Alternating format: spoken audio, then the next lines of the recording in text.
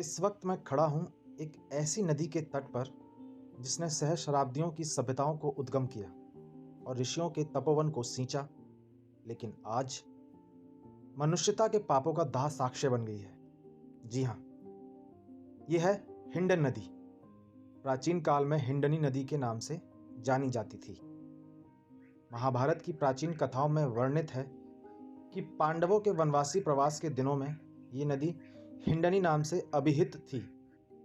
इसके तट पर स्थित थे ऋषि आश्रम, वैदिक गुरुकुल, यज्ञ वैदिक वेदियों के दहकते अग्निकुंड।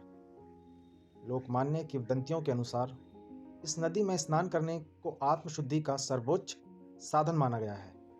एक देव प्रसूत जलवाहिनी, एक पवित्र तीर्थ ज्योति। हिंडन नदी का जन्म भारत के उत्तर प्रदेश राज्य में सहारनपुर जनपद की शिवालिक पर्वतमालाओं के आंचलिक वनों में होता है। लगभग 400 किलोमीटर तक अपना प्रखर प्रवाह बनाती हुई ये नदी सहारनपुर, मुजफ्फरनगर, शामली, बागपत, मेरठ, गाजियाबाद और गौतम बुद्ध नगर की धरती को विभूषित करती हुई अंततः यमुना की गोद में अवगाहित हो जाती है।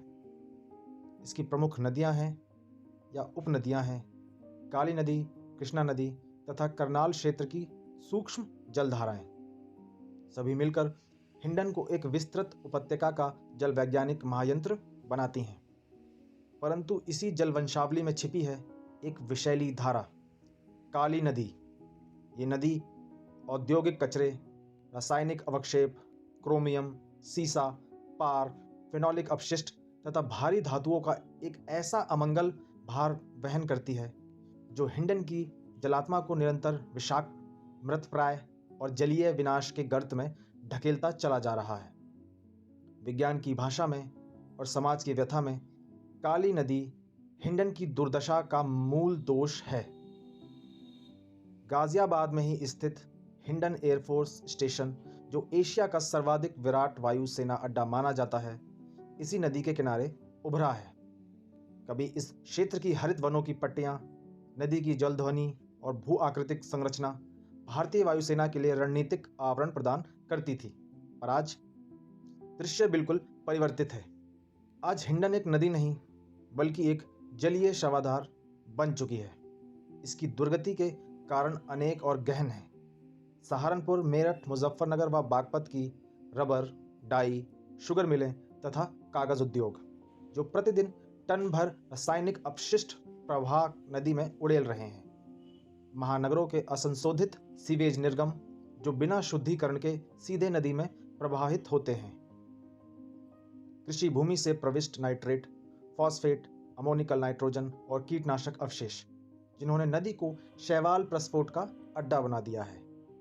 अवैध भूजल दोहन, जिसने नदी के प्राकृतिक जलमान चाप को समाप्त कर दिया है। इन सभी कारणों ने हिंडन की शुचिता को विपन्न, विहीन और विनष्ट कर दिया है। सरकार द्वारा हिंडन रिवर लाइनमेंट पुनर्सजीवन परियोजना, सीवेज ट्रीटमेंट संयंत्र और एनजीटी द्वारा कठोर निर्देश जारी किए गए हैं, किंतु अनुपालन शिथिलता, औद्योगिक उदासीनता और प्रशासनिक निस्तेजता इन प्रयासों को न्यूनतम प्रभाव तक सीमित कर देती है।